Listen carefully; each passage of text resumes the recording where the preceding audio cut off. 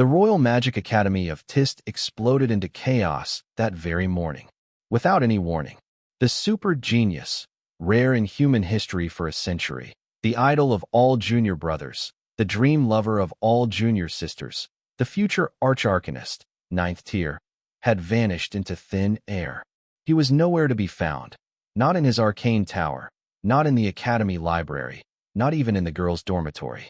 Finally, after 3 days and nights of frantic searching, combing every inch of the grounds, even unearthing the vice-headmaster's long-hidden secret stash of savings, the entire faculty and student body of the Magic Academy were forced to acknowledge a cruel reality.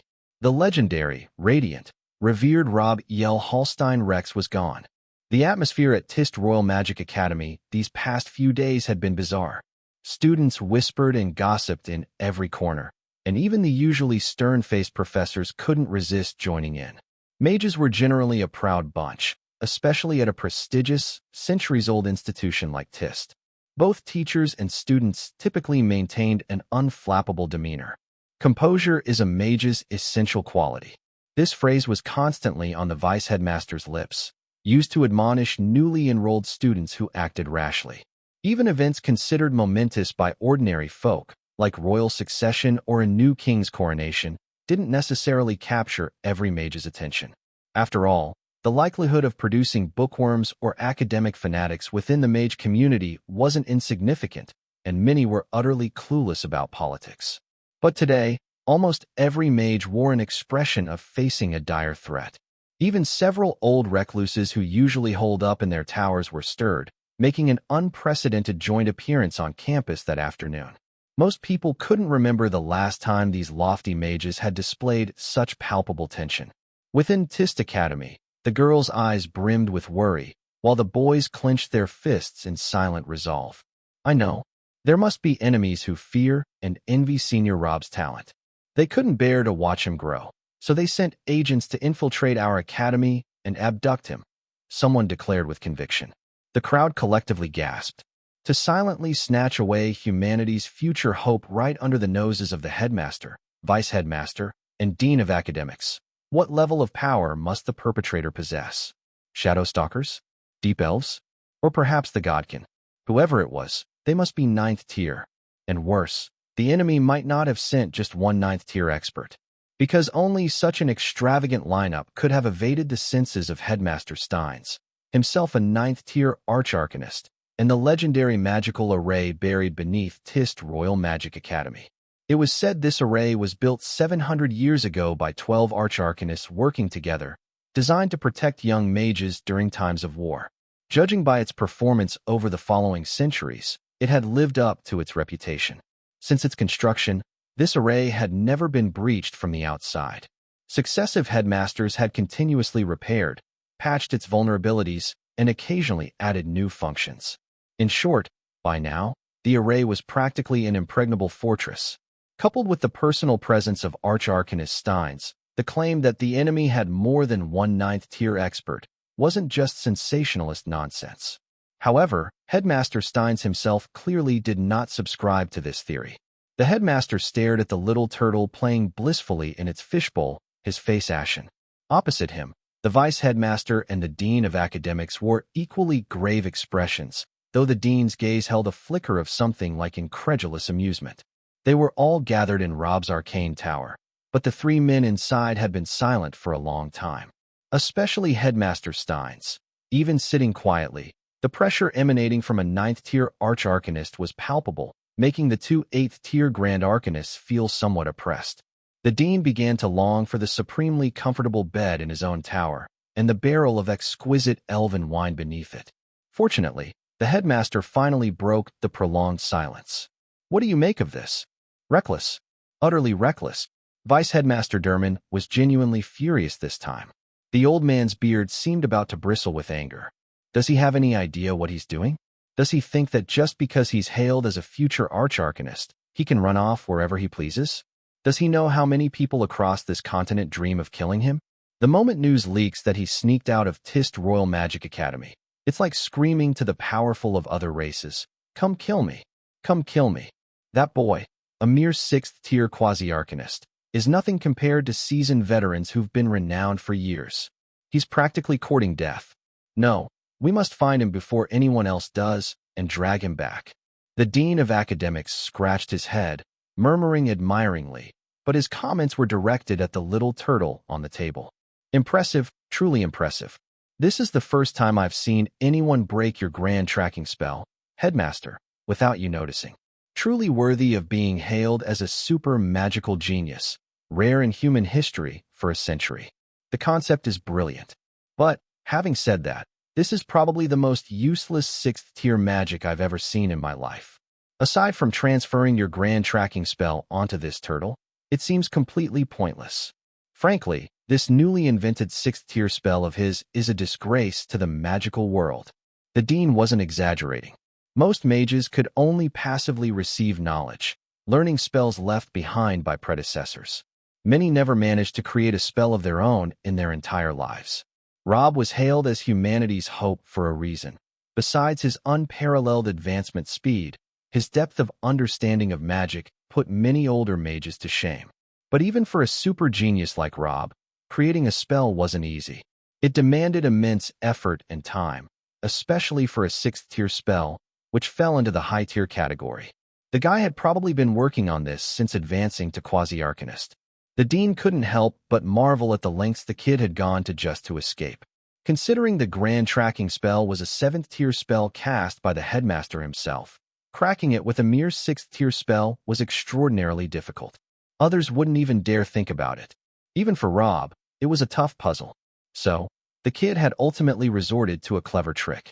That's why the dean called Rob's invention the most useless 6th-tier spell he'd ever seen. If the spells currently popular in the magical world were like universal solutions, then Rob's transfer spell was a purely unique solution. For example, the grand tracking spell cast by the headmaster could be applied to Rob, the vice headmaster, or anyone else he chose. Its applicability was almost limitless. Rob's transfer spell, however, was completely unconventional, requiring 2 specific conditions to be met for casting. First, the grand tracking spell it targeted had to be cast by the headmaster. Second, the transfer target had to be this specific little turtle in the fishbowl, not another creature. No, strictly speaking, not even another little turtle. Even an identical twin wouldn't work. Yes, the spell Rob created was that useless. Its sole function was to help him escape the headmaster's grasp, and it only worked once. If the furious headmaster decided to silence the turtle Rob left behind, his 6th-tier spell would be rendered obsolete. But precisely because of these ridiculously specific prerequisites, Rob had drastically shortened his problem-solving time. He had constructed a 6th-tier spell in just over half a year to neutralize the magical tracking mark placed on him by the headmaster, a feat bordering on the unbelievable in human magical history. The dean sighed. I told you both before, you were too harsh on that kid.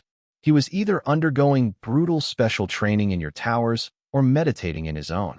Forget romance. He didn't even have time for self-pleasure. In all these years since enrollment, the number of times he stepped out of his tower could be counted on one hand. No wonder he kept trying to escape in the earlier years. To become the greatest mage, one must endure solitude, the vice headmaster said dismissively. But I must admit, I'm a little impressed with the kid. 3 years ago, after his 19th failed escape attempt, I caught him and threw him into the simulated elemental field to be tormented all summer.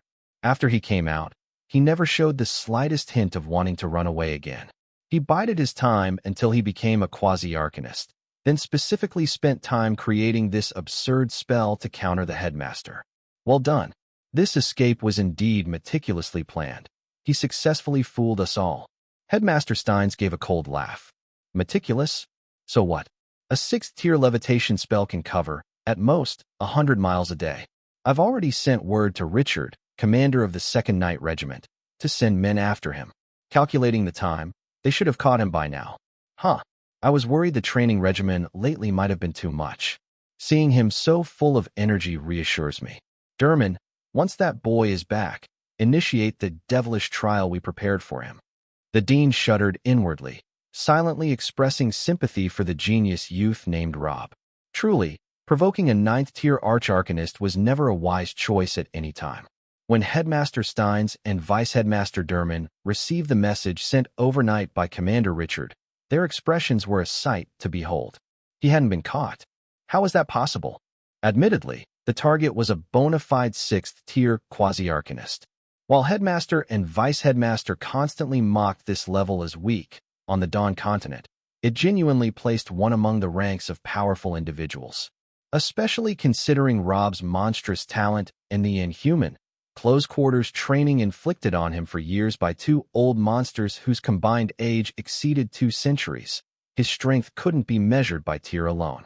But even so, facing the 2nd Knight Regiment, a pack of wolves and tigers composed of high-tier knights, the future Arch-Arcanist stood absolutely, completely, utterly, no chance of resistance whatsoever. This wasn't just about the gap in power or numbers. His opponents were battle-hardened veterans. Commander Richard was an 8th-tier Grand Knight. No matter how brilliant Rob was, he was just a young mage confined to a high tower. He was talented, gifted, capable of constructing a 6th-tier spell in less than half a year. But in all other aspects, he was a complete novice. No, calling him a novice might even be generous. Ever since his astounding talent was discovered by Headmaster Steins, the poor boy had lived an isolated, miserable existence. Over the years, the farthest he'd ever been was to Micra City, 40 miles from the academy, the closest he'd ever come to a successful escape. That ended with the Vice Headmaster personally apprehending him and tossing him into the simulated elemental field for 3 agonizing months.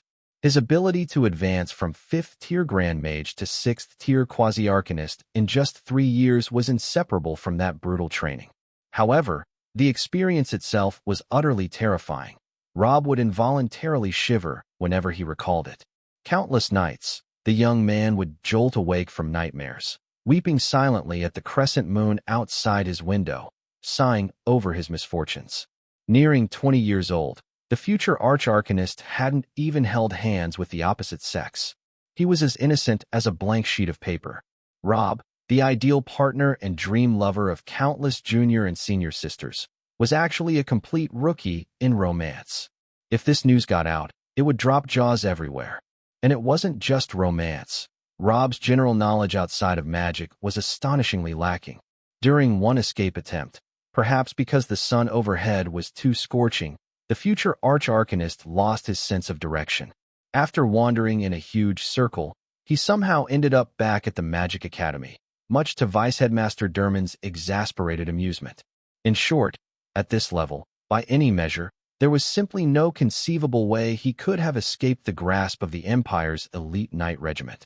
Unless he had help escaping this time, the Dean of Academics said, his tone firm despite the deep sympathy he felt for the young genius's plight. He needed to keep his job, so he stood firmly with the headmaster and vice headmaster, stating his deduction plainly. Find this person. Immediately, the headmaster's voice was calm, but anyone could see Arch-Arcanist Steins was absolutely furious.